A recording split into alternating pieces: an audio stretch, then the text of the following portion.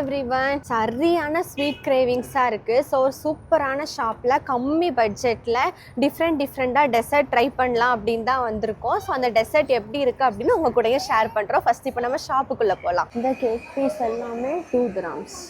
அது நல்லா இருக்கும்ல. ஸோ நம்ம ஸ்வீட்ஸ் எல்லாம் வாங்கிட்டு வீட்டுக்கே வந்துட்டோம். எல்லாம் வாங்கிட்டு பார்க்கில் போய் இருந்து சாப்பிட்லான்னு பார்த்தா இன்றைக்கி பார்த்து பார்க்கில் பயங்கர க்ரௌடு. திரும்ப இதை எடுத்துகிட்டு வீட்டுக்கு வந்து எனக்கு கிரேவிங்ஸே போயிடும் போல், அந்தளவுக்கு டயர்ட் ஆகிடுச்சு. ஸோ நம்ம இன்றைக்கி மொத்தமாக 7 grams வாங்கியிருக்கோம். இந்த ஜார் வந்து ஃபுல் பிஸ்தா ஃப்ளேவர். மேலே வந்து ஃபுல்லாக பிஸ்தாலேயே ஒரு பால் வச்சு அந்த பிஸ்தா சாஸ் ஊற்றி கீழே வந்து ஒரு ஸ்பாஞ்ச் இருக்குது. அதுக்கப்புறமா ஒரு சும்மா நம்ம மில்க் க்ரீம் இருக்குது, அப்புறம் பிஸ்தா பேஸ்ட் இருக்குது, அப்புறமா ஒரு ஸ்பாஞ்சு, அப்புறம் அதெல்லாம் இருக்குது.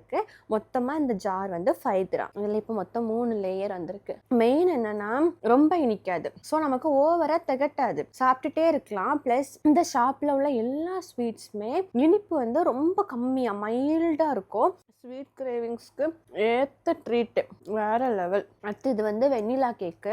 இது வந்து 2 grams தான். மொத்தமே நம்ம 7 gramsக்கு தான் பர்ச்சேஸ் பண்ணோம். இந்த 3மே ஃப்ரீ. லிட்ரலி இப்படி கரைஞ்சி போகுது. இது உண்மையாவே கேக்கா காட்டன் கேண்டியான்னு தெரியல, அப்படி கரைஞ்சி போகுது. மைல்டான ஸ்வீட்டு, சரியான டேஸ்ட்டு. இப்போ இந்த சாக்லேட்லாம் டேஸ்ட் பார்த்துருவோமா?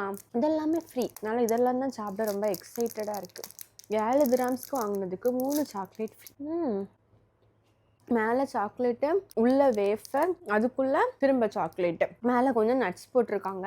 இது எல்லாமே பெர் கேஜி வந்து 60 grams நினைக்கிறேன். ஆனால் நம்ம சிங்கிள் பீஸு 2 பீஸ் அப்படி 3 பீஸ் அப்படி கூட வாங்கிக்கலாம். பட் இது எங்களுக்கு எல்லாமே ட்ரை பண்ணக்கு ஃப்ரீயாக கொடுத்தாங்க. இது என்னங்க மாவு உருண்டை மாதிரி இருக்கு.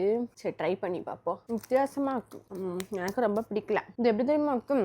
ஹெரிட்டேஜ் டேஸில் ட்ரை பண்ணி பார்க்க கொடுத்தாங்களே, கிட்டத்தட்ட அந்த மாதிரி இருக்கு. இது எனக்கு தெரியும், ஐடியா இருக்கு. எப்படியும் பிஸ்தா நட்ஸ் தான். இங்கே நம்ம என்ன டெசர்ட் வாங்கினாலும் பிஸ்தா குமிஞ்சி போட்டிருக்கோம். ஆனால் நம்ம லூஸில் பிஸ்தா வாங்க போனால் ரேட்டு ஜாஸ்தியாக இருக்கும். அது எப்படின்னே தெரில.